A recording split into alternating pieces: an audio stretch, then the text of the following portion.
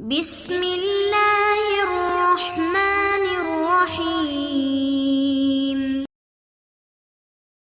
السلام علیکم ورحمۃ اللہ وبرکاتہ۔ بسم اللہ الرحمن الرحیم۔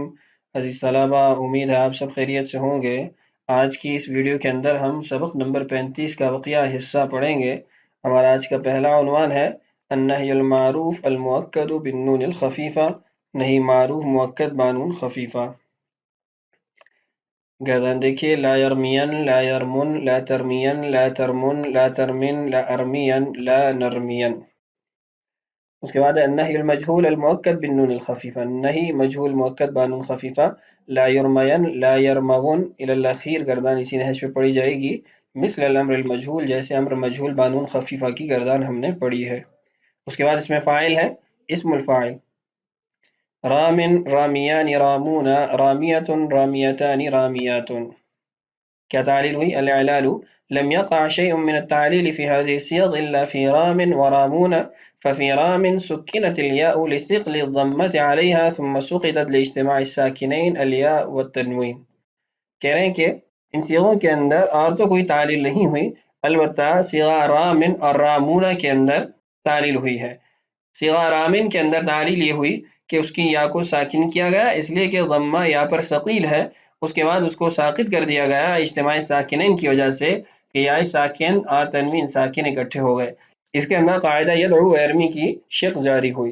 وفی رامون، اور رامونہ جو صیغہ ہے جمع مذکر حاضر کا، انتقلت حرکت الیاء الی ما قبلها فصارت الیاء واوا ثم حذفت الواو، کہنے کہ یا کی حرکت ما قبل کو دی، پھر یا کو واو کے اندر تبدیل کیا، پھر ایک واو حذف ہو گئی، یعنی رامیون تھا۔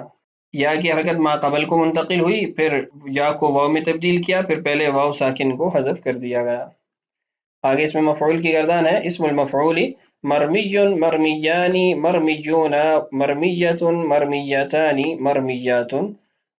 تعلیل کیا ہوئی؟ الاعلال فی جمیع هذه الصیغ صارت الواو یاء، ان تمام صیغوں میں واو کو یا کے اندر تبدیل کیا گیا۔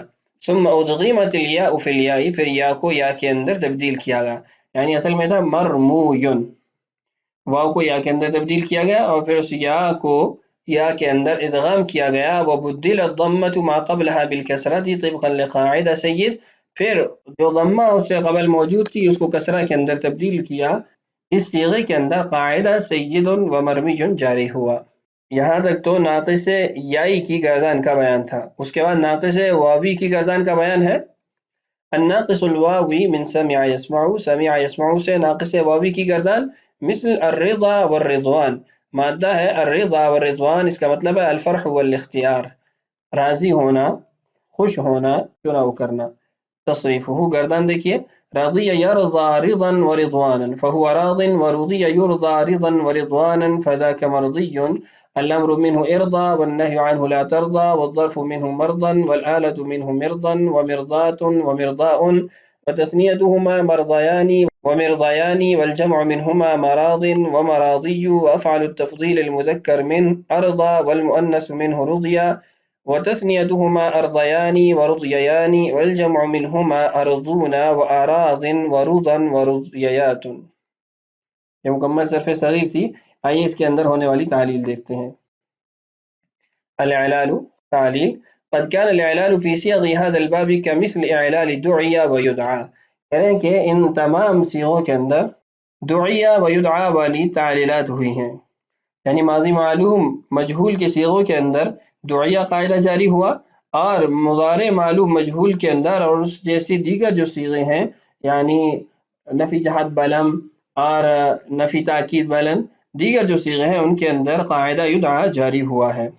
والتعلیلات الاخرى كلها كتعلیلات دعا يدعو غیر صیغة المفعول مرضی، کہہ رہے ہیں دیگر تعلیلات جو ہیں وہ دعا یدعو کے مطابق ہوئی ہیں، البتہ مفعول کا صیغہ مرضی اس کے اندر یہ تعلیل نہیں ہوئی، اس لیے کہ فإنها كانت في الأصل مرضوب، یہ اصل میں مرضوب تھا، جرت فيها قاعدة دلی خلافا للقیاس، خلاف قیاس یہاں پر قاعدہ دلی جاری ہوا۔ کیسے خلاف قیاس جاری ہوا؟